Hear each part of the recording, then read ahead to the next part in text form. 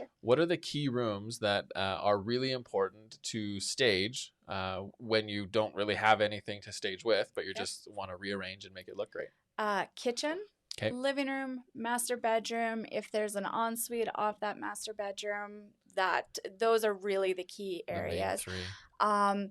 The appearance from the outside, like curb Curb appeal, appeal, yeah. is huge as well. So there's always little tips and tricks that we can do for the curb appeal so that when people pull up, they're like, Yeah. oh, I like this. Yeah. There's something about it, something cute that they really like. Well, we were talking about before how a home actually has to be sold many times. Yes. And when you're selling your house, a lot of times a buyer is going to look at it online. Yep. And then they're going to drive by, and then they're going to see it in person. And all of those things have to line up, right? Because if you look online, you're like, ooh, photos look great. This looks like an amazing house. Yep. Partially that's because of staging. Correct.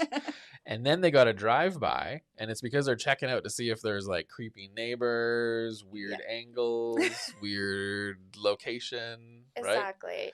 Because people they want to feel secure what they're doing, right? Absolutely.